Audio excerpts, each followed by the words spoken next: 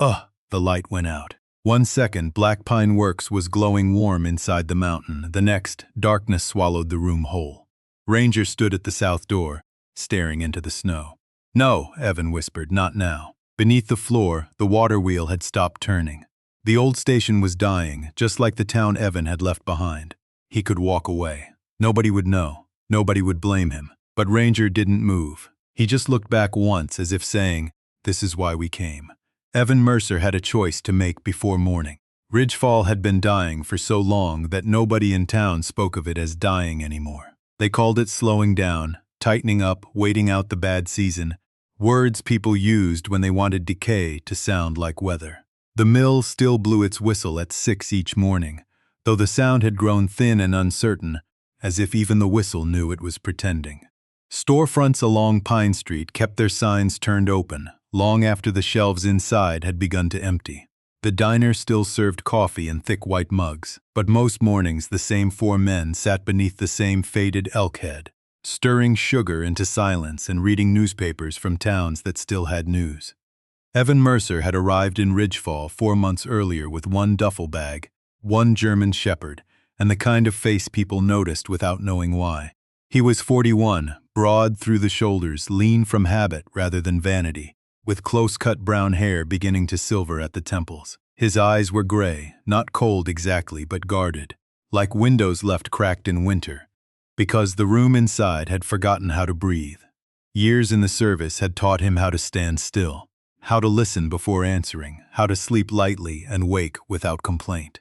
Civilian life had taught him less. It had taught him that a man could come home and still spend years looking for a door that recognized him. The mill hired him because he showed up early, worked hard, and did not make himself difficult. He swept floors, stacked lumber, checked inventory, and ran the small forklift whenever the regular operator called in sick, which happened often enough that the foreman stopped asking if Evan knew how. The pay was poor but steady. That counted for something. He rented a narrow room above Halpern's Shoe Repair for $80 a month. Cash on the first Friday. No questions if the heat knocked twice before coming on. No questions if he came in late with his boots wet and his dog smelling of pine. Ranger slept beside the bed, though sleep was not quite the word for what Ranger did. The old German Shepherd rested with 1 ear awake. He was 7 now, sable-coated, heavy-chested, his muzzle touched with ash, his left hip stiff on cold mornings. But his eyes remained bright, amber and patient, holding the steady intelligence of a creature that had seen enough of human sorrow to know it often arrived quietly. Evan never called Ranger his therapy dog. He disliked the neatness of that phrase. Ranger was not a prescription, not a symbol, not something to be explained to strangers over coffee. He was simply Ranger, the one living thing that did not ask Evan where he had been, why he sometimes stared too long at nothing, or why certain sounds made his jaw lock before the rest of him remembered there was no danger. Ridgefall suited them because it expected little. The town had its own tiredness, and tired places did not pry. In the evenings, Evan walked Ranger past the closed pharmacy, past the boarded movie house, past the old rail depot, whose roof sagged under the weight of past winters. The tracks behind it ran north and east toward the mountains. 2 rusted lines disappearing through weeds and alderbrush, headed somewhere the town no longer cared about. Ranger always paused there, not for long, just long enough to lift his head, scent the wind, and listen. Evan would tug the leash gently and say, "Nothing out there for us, boy." Ranger would look back at him with the calm disappointment dogs reserve for men who mistake emptiness for truth. By late October, the air sharpened. Frost appeared on truck windshields before dawn. The mill yard smelled of cut pine, diesel, and something sour underneath, something like worry. Workers spoke in shorter sentences. The foreman stopped meeting people's eyes. One afternoon, Evan saw 2 men from Boise in clean jackets walking through the loading bay with clipboards, stepping around sawdust, as though it might stain them permanently.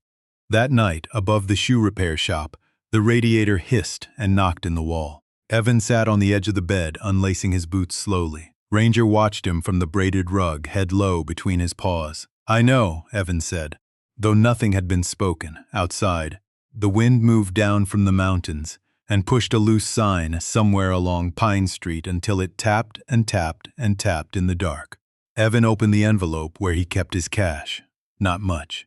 Enough to last a little while if nothing went wrong, which was another way of saying not enough. He closed the envelope and looked toward the window. Beyond the glass, Ridgefall lay under a thin crust of moonlight.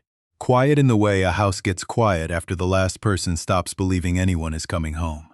Ranger rose then, not suddenly, not with alarm, but with purpose. He crossed the room and rested his chin on Evan's knee. The weight was warm and familiar.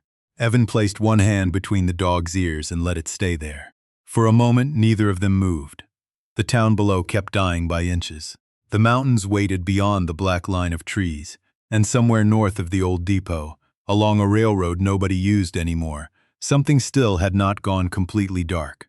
The notice appeared on a Tuesday morning, though by then most of the men had already felt it coming.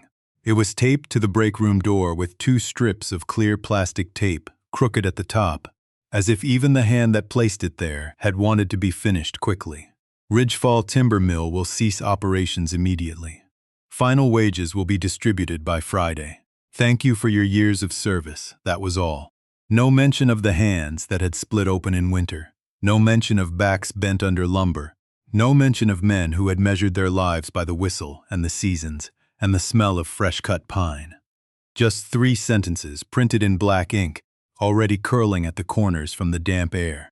Evan stood behind 6 other workers and read it over a man's shoulder. Nobody cursed at first. Nobody shouted. The room seemed to lose sound in layers. The soda machine hummed. A fluorescent tube flickered above the lockers. Someone's lunchbox clicked shut, too loud in the quiet. Then old Mason Bell, who had worked the saw line for 27 years, took off his cap and rubbed the brim between both thumbs, like he was trying to wear a hole through time itself. Well, he said, but nothing followed. Evan looked toward the mill floor through the narrow window in the break room door. The machinery sat still, belts slack, blades covered, yellow safety lines bright against the gray concrete. Only yesterday the place had been ugly and loud and ordinary. Now it looked like a body after the breath had gone out of it.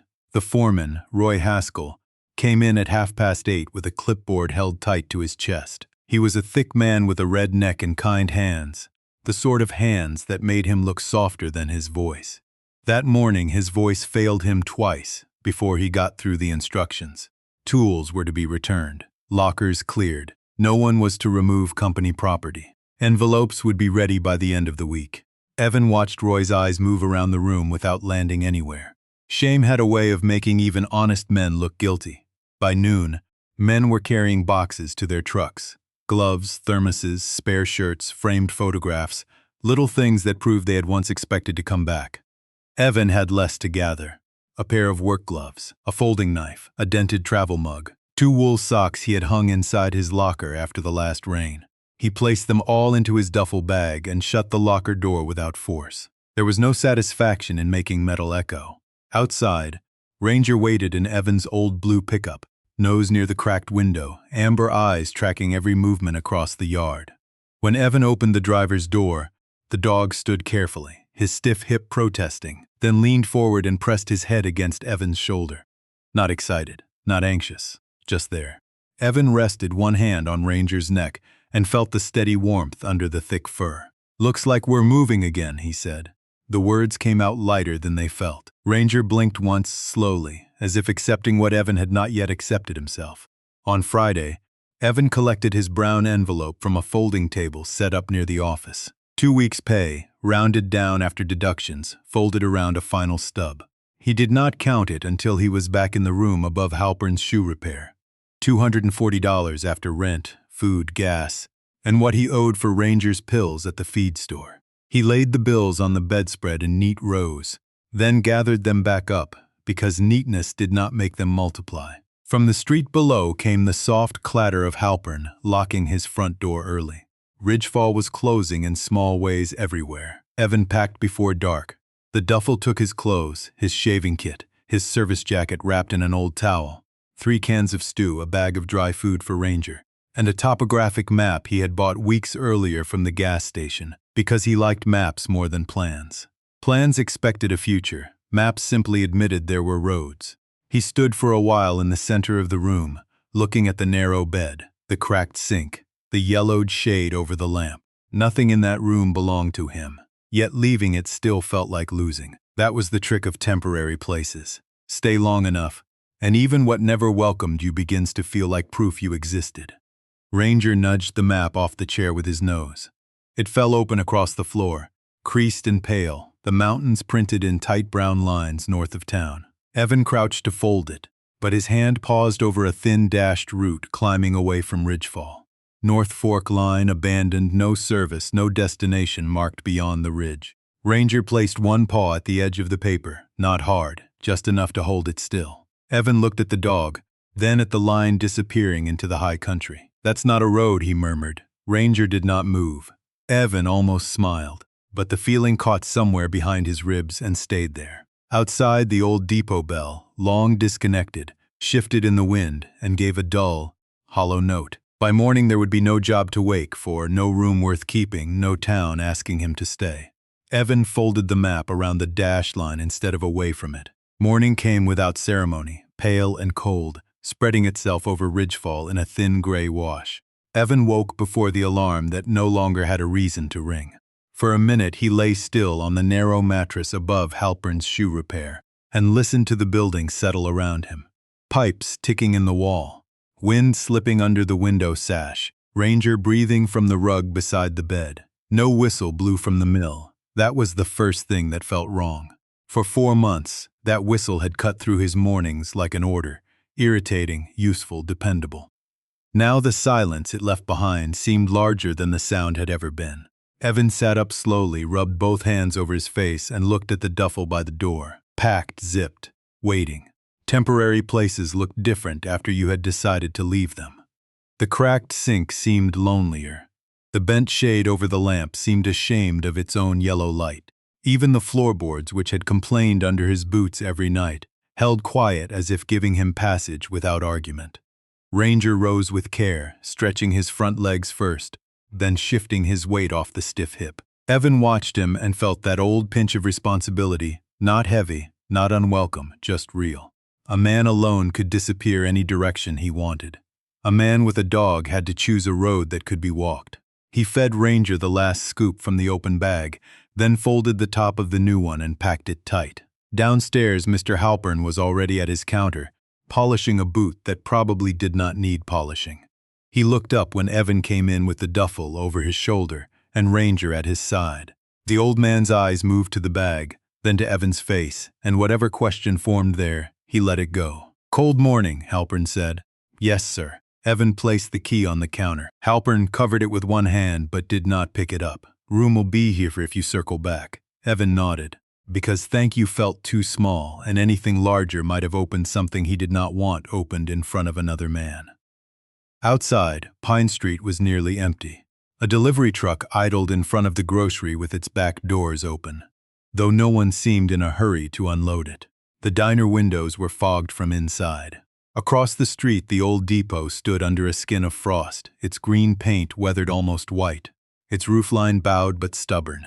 Evan did not plan to go there. He told himself that twice. He crossed the street anyway. Behind the depot, the North Fork line waited beneath weeds and brown grass. 2 rusted rails pointed toward the mountains with the quiet patience of things men build and then abandon. Ranger stepped onto the gravel first. His nose lifted, his ears tipped forward. Something in him seemed to gather, not excitement exactly, but recognition. Evan unfolded the map against the depot wall. The dashed line ran northeast, following the river valley, climbing through public forest land, then narrowing into a blankness of steep contours and old survey marks. No campground, no highway, no town. Just a line that had once meant movement. Evan traced it with his thumb. "You understand this doesn't go anywhere," he said. Ranger looked up at him. Evan let out a breath that almost became a laugh.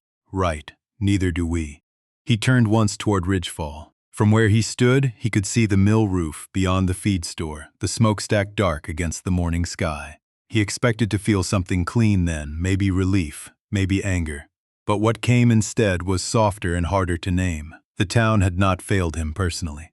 It had simply run out of room for men like him, men who worked quietly and rented cheaply and tried not to need too much. That was a different kind of sorrow, one without a face to blame. He adjusted the duffel strap, checked Ranger's leash, and stepped onto the old rail bed. The first mile was easy. Ballast still held firm beneath the weeds, and the ties, though softened by rain and years, lay in their old rhythm underfoot. Step rail breath, ridgefall thin behind them. Houses gave way to sheds, sheds to fence lines to pine.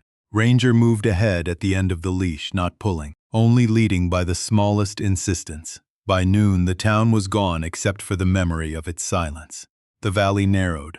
The river came into view below them, running dark over stone. Evan stopped once to drink from his canteen and share water in the collapsible bowl. Ranger drank, then turned his head toward the high track, as if the day had already given its answer. Evan looked at the rails vanishing through the trees. For the first time in months, he was not waiting for someone else's decision to reach him. He was walking inside his own. By mid-afternoon, the North Fork line had climbed high enough that the air changed its mind about autumn. Down in Ridgefall, October had smelled of wet leaves, exhaust, and sawdust. Up here it smelled of cold stone, pine resin, and water moving somewhere below the trees where Evan could hear it but not always see it. The old rails held to the slope with a stubbornness that felt almost human. They curved along ridges, vanished beneath drifts of needles, reappeared where the ground hardened, and crossed narrow places where the mountain dropped away so cleanly that Evan kept one hand near Ranger's harness without meaning to. The dog moved carefully, his paws finding the steadier stones between rotted ties. Now and then he stopped to look back, not impatient, not worried, only checking that Evan remained part of the same decision. Evan had walked farther than he had planned. That was easy to do when there was no plan to measure against. His shoulders ached from the duffel. His knees had begun to complain on the steeper grades. Still, the rhythm of walking had done something merciful to his thoughts.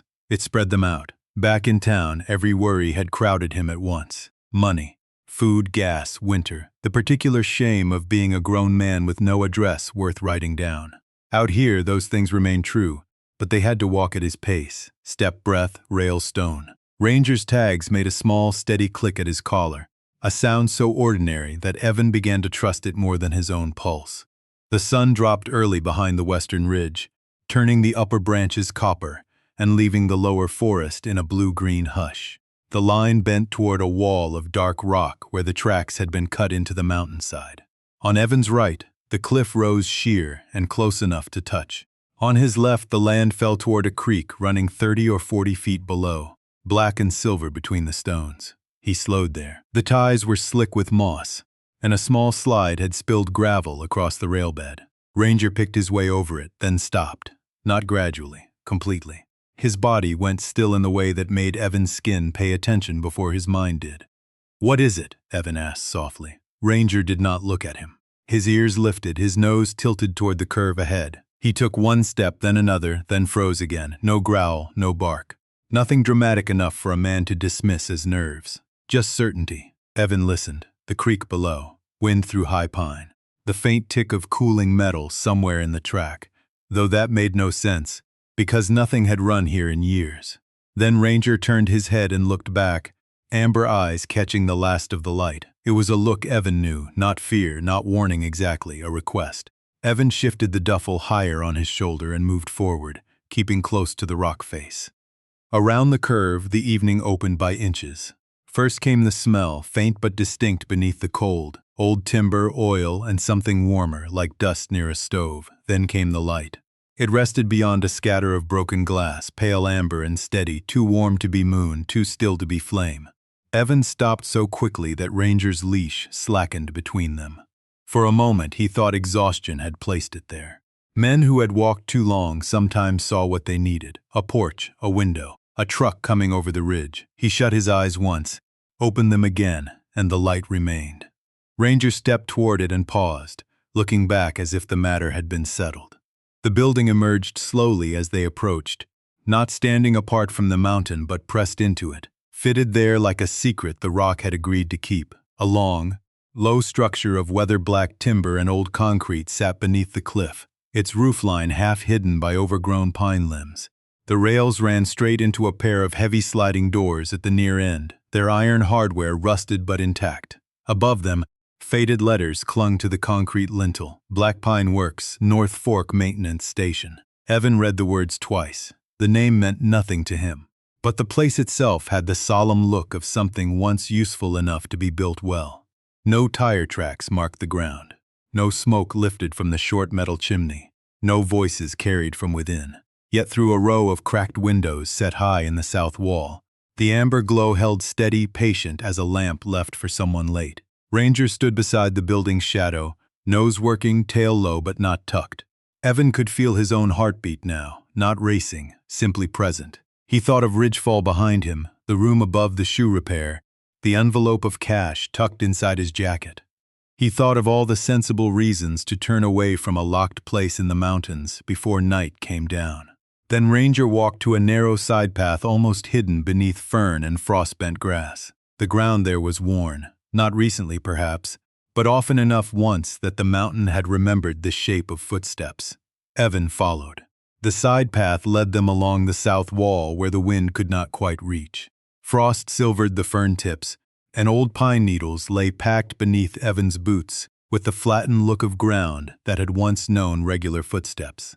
Whoever had used this door had not come by accident. The entrance was modest, almost domestic, set beneath a small wooden overhang that had kept the worst of the seasons from swallowing it whole. A steel hasp hung from the frame, and a padlock rested open in its loop, not broken, not forced, simply unfastened as though someone had meant to return before dark and never found the hour.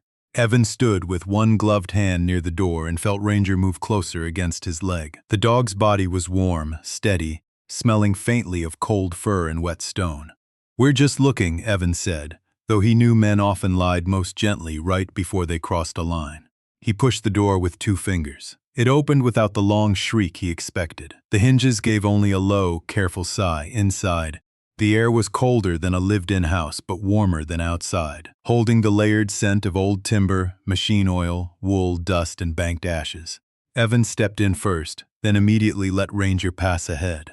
The shepherd entered with his head low, not fearful, but respectful in the way animals sometimes move through places shaped by human waiting.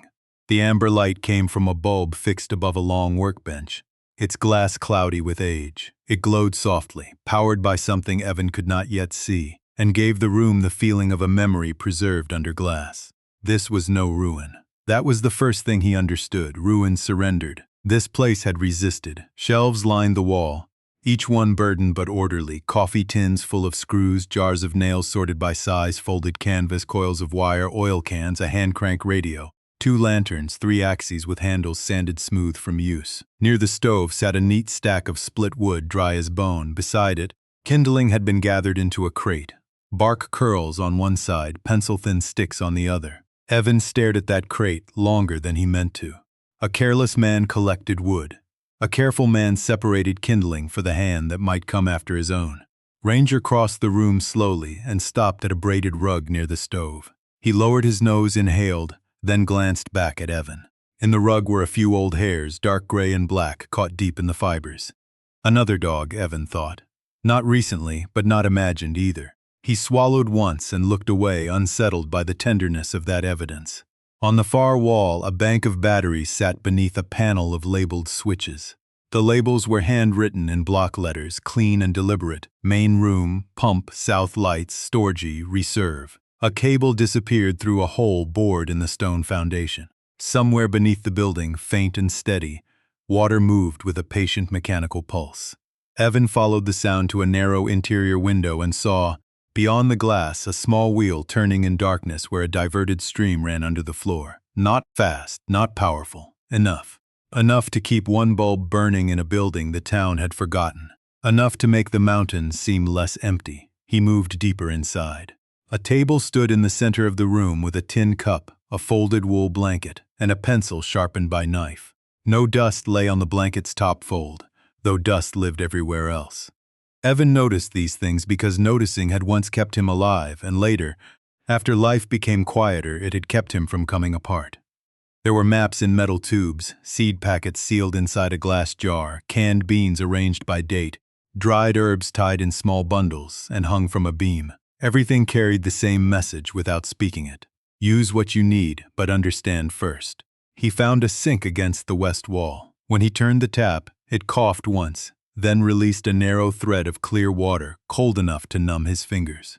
Ranger's ears lifted at the sound. Evan laughed under his breath, not from joy exactly, but from disbelief wearing a warmer coat.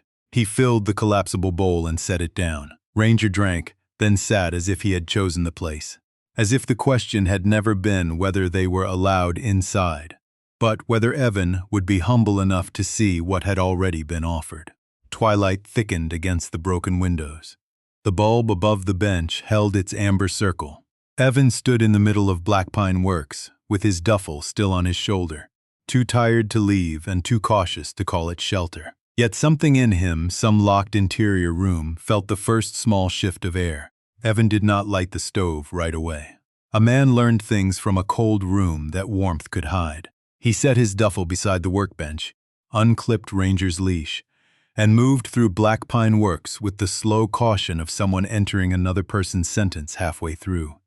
The place had grammar. That was how it felt to him. Shelves made sense. Labels answered questions before he asked them. A broom hung where a hand would reach for it. A row of tin cups sat upside down on a clean towel, not polished, not displayed, simply ready. Whoever had lived here had not been rich, and had not tried to make the room beautiful in any ordinary way. Still, there was dignity in it, the kind that comes when every object has been respected enough to be put back where it belongs. Ranger followed a scent trail along the base of the cabinets, then stopped near a low wooden chest beneath the window. Evan knelt, brushed dust from the lid, and found a brass nameplate darkened by age.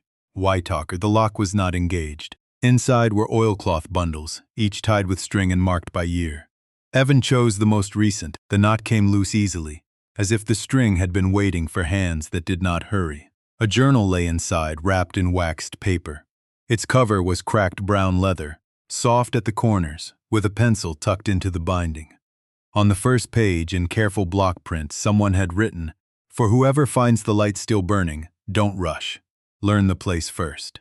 Evan read the line once, then again. The words did not welcome him exactly. They steadied him. He carried the journal to the table and sat. Ranger lowered himself beside the stove rug with a tired sigh, but his eyes stayed open. The handwriting belonged to a practical mind. Water flow at dawn, south gutter repaired, battery 3 weak and cold, beans moved to lower shelf, mice in east wall sealed with tin. Page after page held small facts, exact dates, ordinary repairs. Yet every few entries something human slipped through, not dramatic, not polished, all the more powerful for that. A roof is a promise you keep from above. Tools rust faster when no one expects tomorrow. A man can disappear in 2 ways, by leaving, or by being looked through. Evan stopped there, outside, the wind pressed softly against the old windows. He saw, without wanting to, the faces of people who had looked through him since he came home. Clerks, landlords, managers, men at counters who thanked him for his service, and then watched him count coins for dog food. Not cruel people. That was what made it harder. Cruelty had edges. Indifference was weather. The journal identified the writer as Harlan Whitaker, former maintenance engineer for the North Fork Line. He had worked the route for 32 years before the railroad shut the spur down and sold off what it could lift. Harlan had been offered a transfer to Spokane, then a consulting job, then nothing. He stayed, not because he did not understand loss, but because he seemed to understand it too well. A place that carried people through winter, he wrote, deserves better than to be stripped, forgotten, and blamed for being empty. Evan looked around the room differently after that. The sorted nails were no longer just nails. The water wheel beneath the floor was no longer a clever salvage project. The kindling crate, the labeled switches, the folded blanket, the open lock, all of it became part of one long act of refusal. Harlan had refused to let usefulness die quietly. Ranger rose then and came to the table, resting his chin on Evan's thigh. Evan placed one hand over the old dog's head, feeling the fine bones beneath the fur, the warmth that had followed him from one temporary room to another. He had a dog, Evan said softly. Ranger's ears moved. In the back of the journal, tucked between 2 blank pages, Evan found a photograph. The image had faded to sepia at the edges. A lean older man stood in front of Black Pine Works, one hand raised against sun glare, the other resting on the back of a dark German shepherd with a white blaze at the chest. On the photo's margin, someone had written, Harlan and Boone, first snow, 2015. Evan sat very still. The room seemed to gather around the name. Boone Ranger sniffed the photograph, then gave one quiet breath through his nose and leaned harder against Evan's knee. Evan turned the next page. It was blank except for one sentence centered near the top. If you are reading this with a dog beside you, trust him before you trust your fear. The bulb above the bench hummed faintly. The mountain held its dark outside. For the first time since leaving Ridgefall, Evan did not think about where he would go in the morning. He thought about what this place had been trying to tell him since the light first appeared around the curve. Not stay, not yet, but listen. Ranger found the draft before Evan did. It came from the east wall, where a shelf of paint cans and rolled tarps leaned against stone so dark it seemed to drink the bulb light.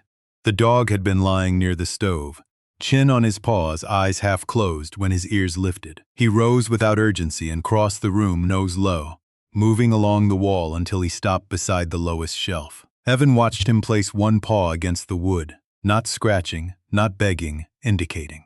"What now?" Evan murmured, but his voice held no annoyance. He trusted the dog's quiet certainty more with every hour. He moved the tarps first, then the paint cans, then a wooden crate of rusted hinges. Behind them a seam appeared in the stonework, too straight to be natural. A narrow iron ring sat flush inside a recessed panel, hidden under dust the same color as the wall. Evan pulled. The panel resisted, then opened inward with a hush of stale air. Behind it, steep wooden steps dropped into darkness. Ranger looked down, then back at him. Evan took a lantern from the shelf, checked the wick, and lit it with one of the long matches Harlan had stored in a jar labeled dry. The flame opened small and gold. "All right," Evan said, slow. The stairs complained under his weight but held. Below, the air cooled sharply and smelled of paper. Cedar, stone, and time kept carefully. At the bottom was not a bunker, not a vault, not anything made for fear. It was a room. Low-ceilinged, windowless, dry. Shelves lined 3 walls. Boxes sat in rows, labeled not with numbers but with names. Photographs hung from twine with wooden clothespins. Work gloves, railroad badges, tin cups, recipe cards, folded letters, a chipped harmonica, a cracked watch, a red scarf faded nearly brown. Evan stood in the lantern glow while Ranger circled once and settled near the steps as if guarding the threshold of someone else's memory. On the nearest shelf, a card read, "Marcus Reed, cook switchman, fixed the North Stove during the 2009 freeze." Another, "Ellen Price, telegraph clerk, could hear a storm before the barometer moved." Another, "Joe Larkin, left the best coffee, pot this station ever had." Evan moved from name to name, feeling something in his chest loosen and ache at the same time. Harlan had not written these people as categories. Not drifters, not hands, not old-timers. Not failures, names, work, small honors. Proof that a life could be held with care even after the world stopped asking for it. On the far wall, above a long table covered in dustless cloth, a sentence had been painted in white block letters. "No one is temporary to themselves." Evan read it once, and the room seemed to grow larger around him. He thought of the men at the mill walking out with lunchboxes and framed photographs. He thought of Mason Bell rubbing his cap brim until his fingers shook. He thought of his own name written on forms, reduced to veteran. Applicant, tenant, prior service, unemployed. Accurate words, maybe. Incomplete ones, certainly. Ranger came to his side and pressed against his leg. Evan lowered one hand onto the dog's back. The old shepherd's breathing was calm. There was a humility in the room that made Evan want to remove his cap, though he was not wearing one. At the table lay another journal, thinner than the first. Harlan had titled it "People the Line Carried." Evan opened it carefully.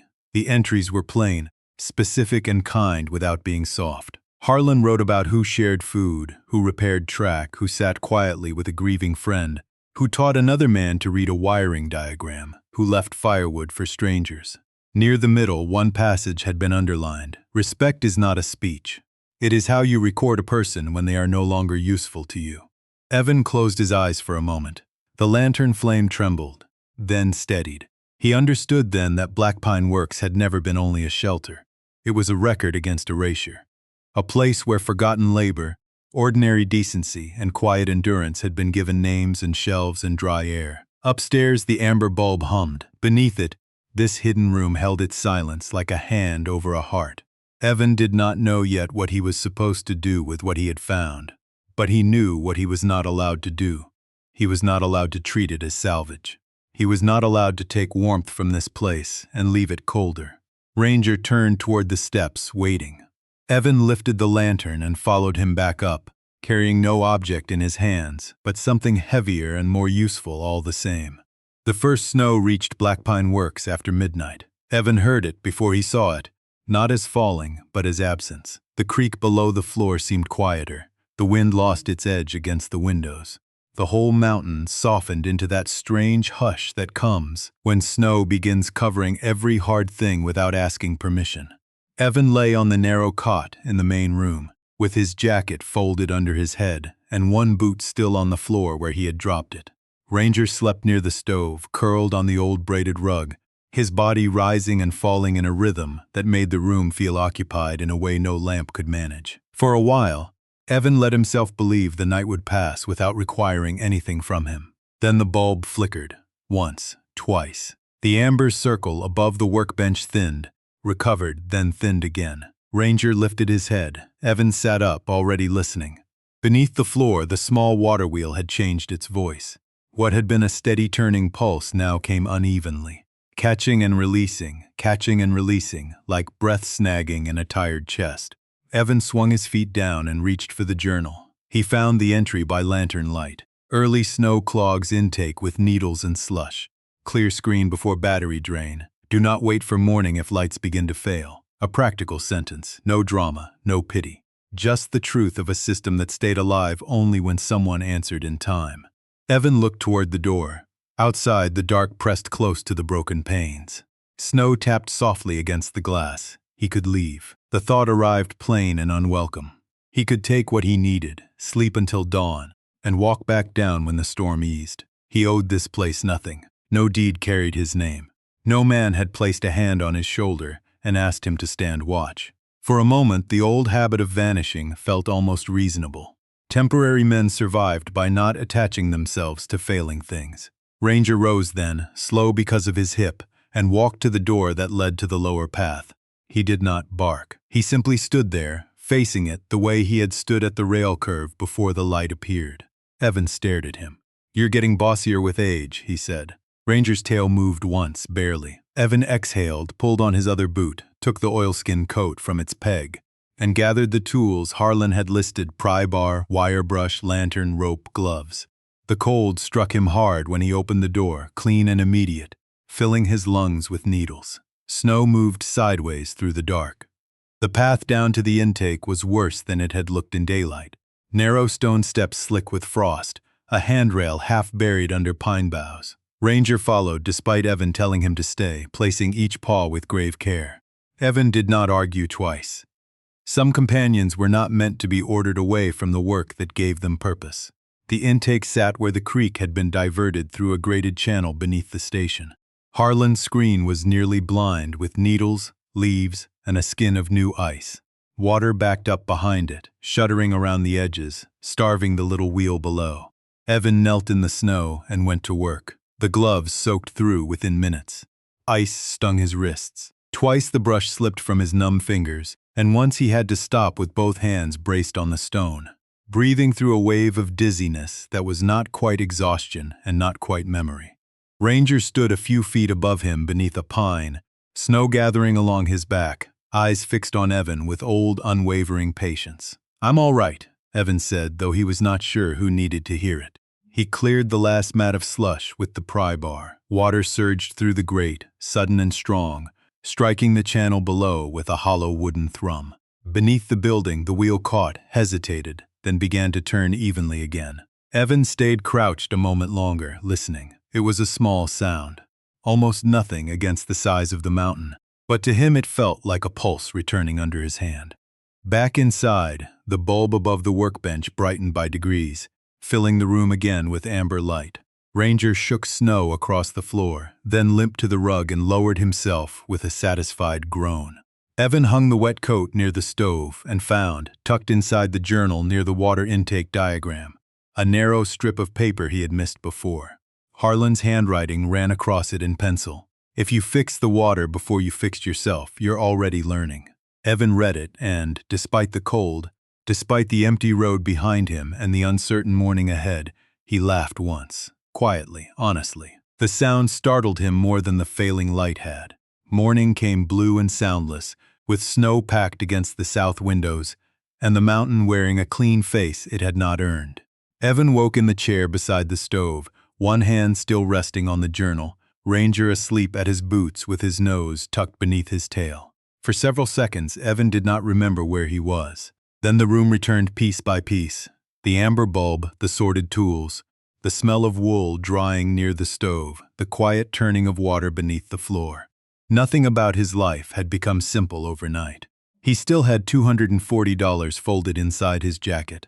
He still had no job, no address anyone official would accept without question, no promise that winter would be kind. Yet the room did not ask him to solve his whole life before breakfast. It asked only that he notice what needed doing next. Ranger woke when Evan stood, stretched carefully, and walked toward the east wall, where the hidden stair lay behind the shelf. But he did not stop there. He passed it, nose skimming the floorboards, then paused beneath the workbench, where a strip of baseboard sat a shade lighter than the rest. Evan crouched beside him. "You found another secret?" Ranger gave one low breath through his nose, almost a sigh. Evan ran his fingers along the board and felt a small notch cut into the underside. The panel came loose with a gentle pull.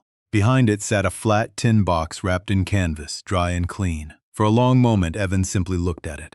He had found enough already to know that some discoveries changed the shape of what you owed. Inside were three things: a ring of keys, a folded survey map of Black Pine Works and the water rights around it, and a letter sealed in an envelope yellowed at the edges.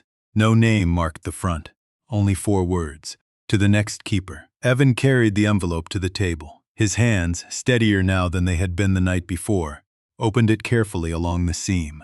Harlan's handwriting filled 2 pages. "If you found this box," the letter began, "then you found more than shelter. You found a place that survives by being understood. Do not mistake that for ownership." Evan read slowly. Harlan wrote that the railroad had abandoned the station in 2014, after the last freight contract ended, and the line became more expensive to maintain than to remember. The company stripped what it wanted, forgot what it could not sell, and assumed the mountain would take the rest. Harlan had bought the parcel years later for almost nothing, less out of ambition than apology. "Some places," he wrote, "are left behind by people who still owe them better." He had no family close enough to want the station, no heirs who would understand the water wheel or the winter roof or the names in the room below. So he prepared it slowly, year by year, for someone who would not come looking for profit first. The next keeper did not need to be impressive. Harlan said he had known impressive men who broke everything they touched because they mistook usefulness for permission. He wanted someone patient, someone who would read labels before opening valves, someone who would not laugh at a shelf of names, someone who understood that taking refuge was different from taking possession. Evan looked up then. Ranger sat across from him, ears relaxed, eyes steady. Outside, snow slid softly from the roof and landed with a muffled thud. Evan returned to the letter. A place becomes a home when someone stops asking what it can give and starts asking what it needs. The sentence entered him quietly, but once inside, it did not leave. He thought of every place he had passed through as a man trying not to need too much. Cheap rooms, temporary jobs, diners where waitresses refilled his coffee without learning his name because learning names made departures heavier. He had thought respect meant not troubling anyone.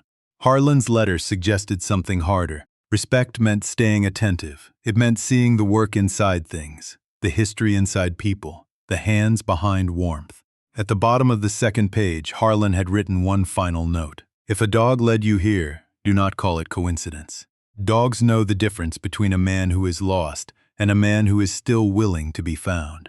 Evan set the letter down and covered his eyes with one hand. He did not cry. The feeling was older than crying and quieter than relief.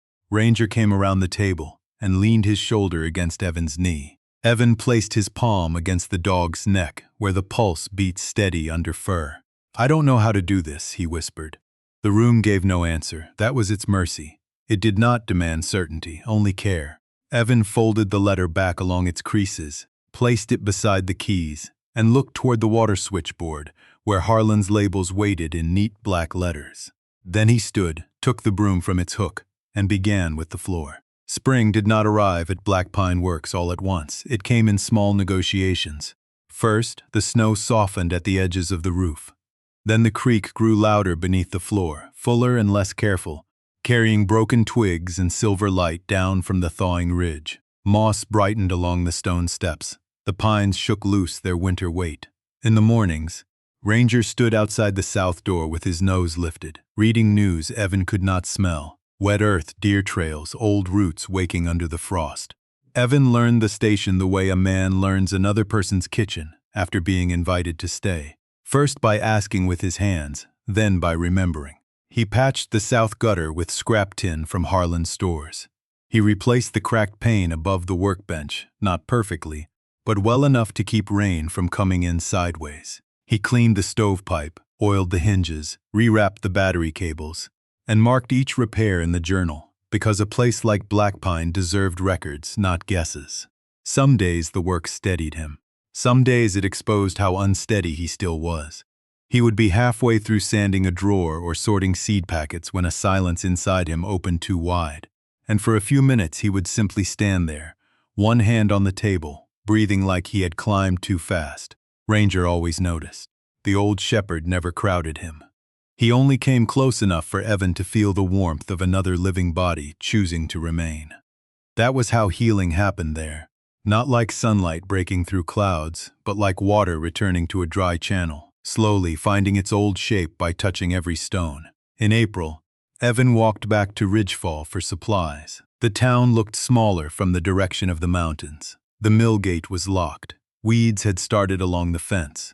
At the diner, Mason Bell sat alone beneath the faded elk head, turning a coffee mug between both hands. Evan bought flour, beans, lantern wicks, Ranger's pills, and a packet of carrot seeds. He did not tell everyone what he had found. Some things needed protection before they needed witnesses. But he stopped at Halpern's shoe repair and paid the old man the $80 he still felt he owed, though Halpern argued softly and lost. "You got somewhere now?" the shoemaker asked. Evan looked toward the mountains beyond the depot roof. "I'm learning one," he said. By May, the old terrace behind Black Pine Works began to show itself under the brush. Harlan had written of it, but seeing it was different. 3 narrow levels cut into the slope, bordered with stone, facing enough sun to grow hardy things if a man was patient. Evan cleared them with a hoe and Ranger watching from the shade. Potatoes first, then beans, then carrots. He built a small sign from weathered pine and burned the letters by hand, slowly enough to get them right. Black Pine Works. Rest, repair, leave something better. He hung it beside the south door where anyone coming along the old railbed would see it before they saw the light. The first visitor came in late June, a hiker with a twisted boot sole and more embarrassment than injury. Evan gave him coffee, mended the boot with wire and adhesive from Harlan's shelf, and asked his name before he asked where he was headed. After the man left, Evan wrote the name down in a new section of the downstairs journal, not as a claim but as a courtesy. Others came rarely. A truck driver following the wrong service road. A retired lineman searching for the old route his father had worked. A woman from Ridgefall who brought preserves and said little but stood a long time before the wall of names. Evan learned not to fill silence just because it was there. The station had taught him that silence could be a room, not a punishment. On the first cool evening of September, Evan sat at Harlan's table, with Ranger asleep at his feet, older now, slower, but still the first to hear anything worth hearing. The amber bulb glowed above the workbench. The water wheel turned below. Outside, the rails disappeared into blue dusk, no longer looking abandoned, only quiet. Evan opened a fresh journal. For a long time, he held the pencil without writing. Then he placed the date at the top of the page and began, September 3. Ranger found the light before I did. He paused, listening to the creak, to the old building breathing around him, to the dog dreaming softly below the table. Then he added one more line, plain and true enough to stand on its own. We're staying. If this story touched you, take a second to like, subscribe, and tell us where you're watching from. And I'd love to know. What moment stayed with you most? Ranger finding the light, Evan reading Harlan's letter, or the final words, we're staying?